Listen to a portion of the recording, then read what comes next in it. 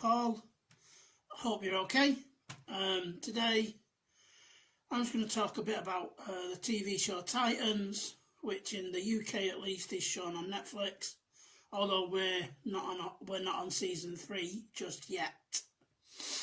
I'm going to do a little bit of first of all, the first 2 seasons, let's be honest, it's a bit of a slow burn.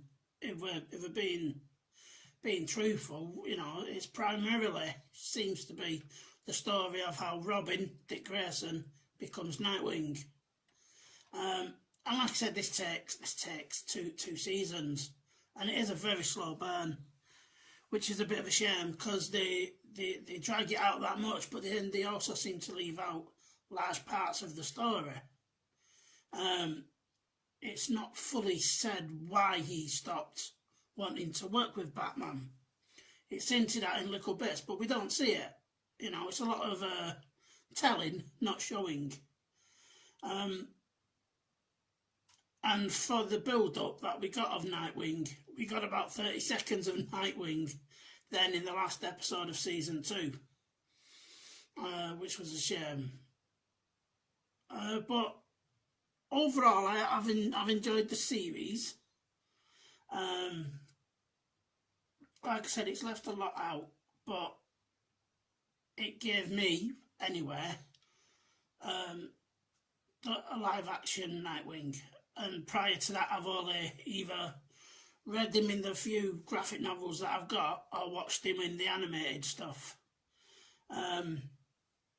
So, in some respects, anything's better than nothing, isn't it?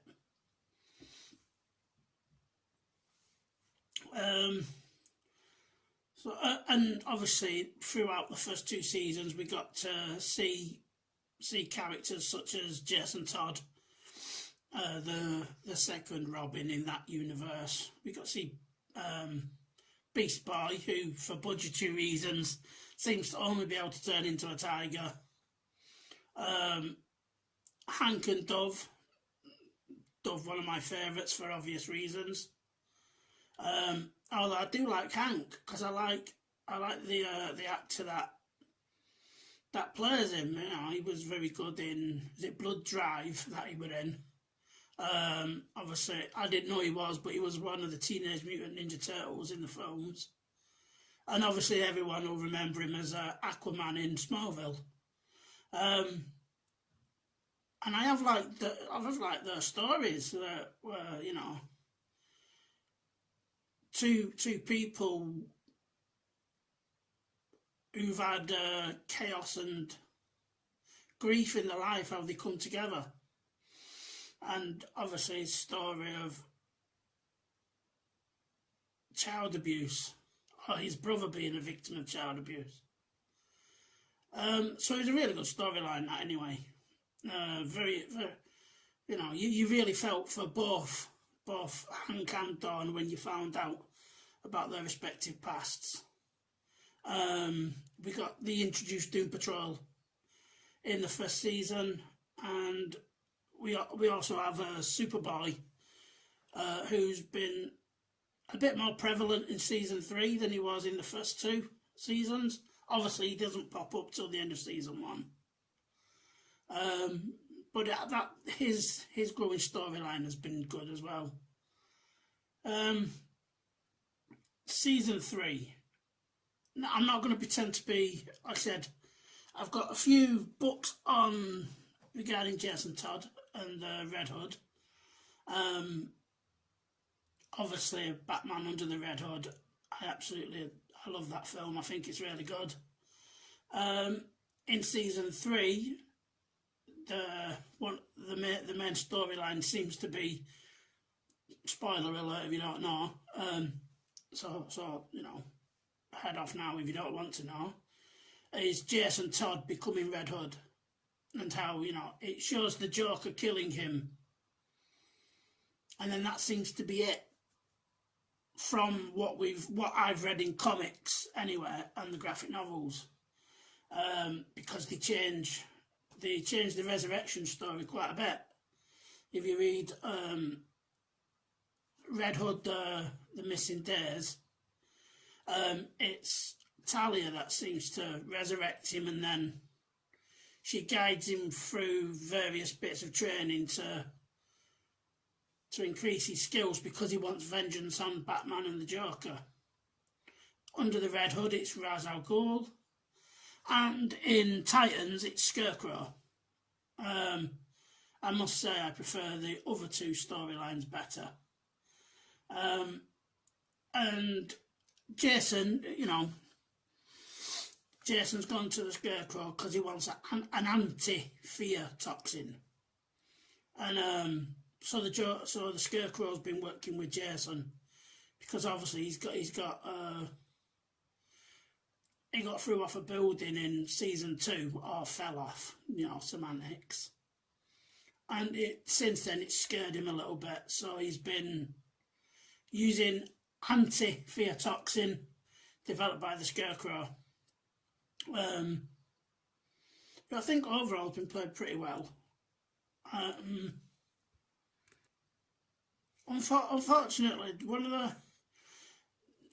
like I said, the first 2 seasons were a very slow burn. Season 3 is both a slow burn and then moves at, hyperspeed, just as fast as it goes slow sometimes.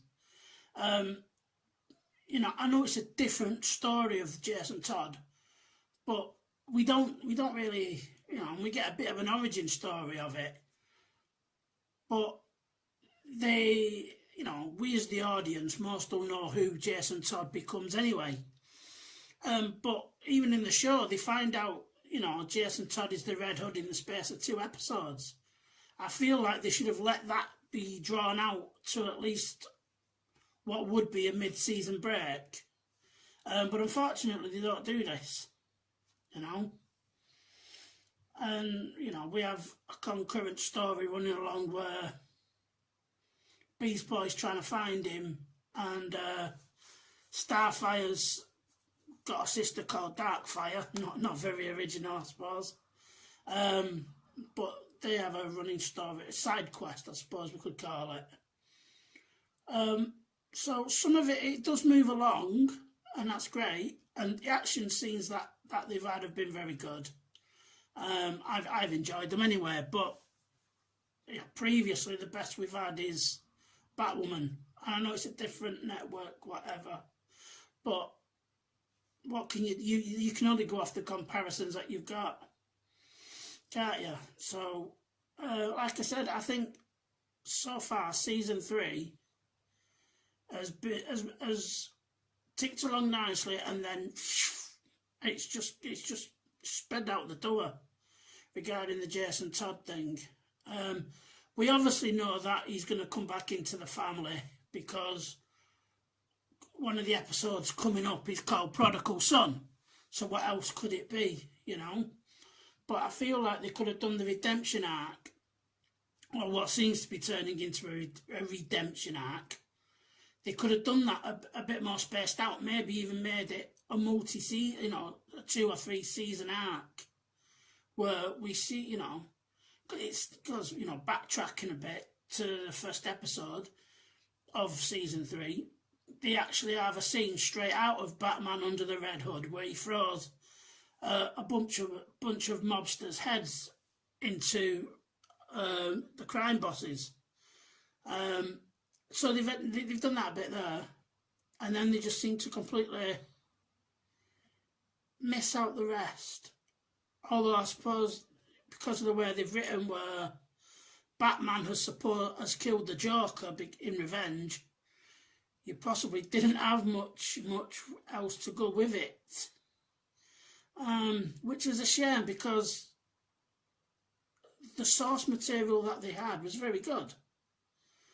I've read Under the Red Hood, The Missing Days, and that was very entertaining. I like that. I like the art. I like the story. Obviously, he seems to still want his revenge against the Joker, definitely. And obviously, Whether it ties more into Arkham Knight rather than Under the Red Hood, I'm not sure. Because the ending of The Lost Days would explain how Red Hood has all the finances for Arkham Knight. But well worth it, well worth a read if you're interested in things like that. I've started from episode 8 because, well, I've only just started this YouTube business up. So, what happens in the episode? Jason's not Jason. That's not true. Beast Boy's trying to find Jason because he still wants him back in the family. Tim Drake, who was in the first episode, he pops up in this one and has a much bigger role, where he's using his deductive skills to find out who the Titans are, and the various ways that they get around the city, such as using the system of sewers underneath Gotham. We find out that the Scarecrow wants to dump fear toxin into the city's water supply.